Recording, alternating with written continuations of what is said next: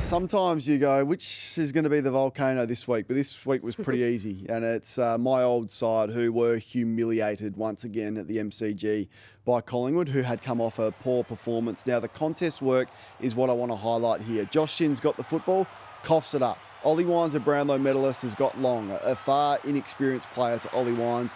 And then they're away. Port Adelaide had two opportunities to get that ball over the boundary line or win a contest. Finlayson presses when he doesn't need to, and Tim Membry gets his game up and going. This isn't a replay. This is a different clip.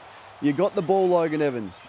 Jackson Mead, get the ball over the boundary line once again, and then an easy free kick over the boundary line. That's a different clip. And then they're going to chip it inside to that. Like the lack of effort, the lack of strength. I thought they were weak, and this clip's alarming. So my favourite player is Jason Horne-Francis, but he won't want to see this. So Nick Dacos was back to his best. Look where they are, right there, Horne-Francis and Dacos together.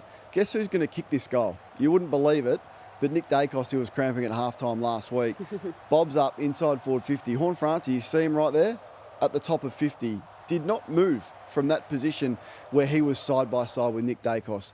If Jason Horne-Francis wants to be the player that we think he can be, he's got to get better. And Finlayson there at the top of the screen, I'm not sure what he was doing. I think he was still reading the advertiser and they were singing his praises from a 30-possession pre-season game against St Kilda 2 weeks ago. This was a disgraceful performance, and to make matters worse, they waited for Dan Houston to finish the post-game interview with the host broadcaster, and they waited on the ground to shake his hand. This is a player that broke his contract to leave their footy club, copped a 6-week suspension, missed the finals for them, let them down in that space, then said he's going to go and break a contract, play for another club. He's best on ground in his first game against his old side, and they thought it was a good idea to stick around and shake his hand for 5 minutes after the game. I can't believe it, and I was embarrassed watching my team, and I hope they watch that vision back, because there was 4 clips.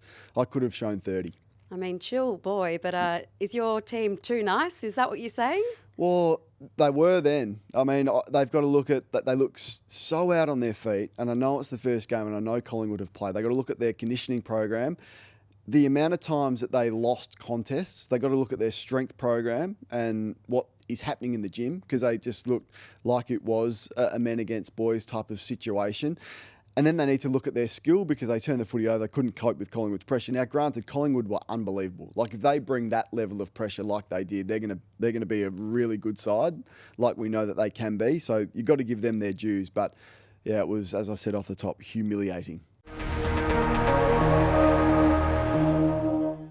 What's gambling really costing you? For free and confidential support, call the number on the screen or visit the website.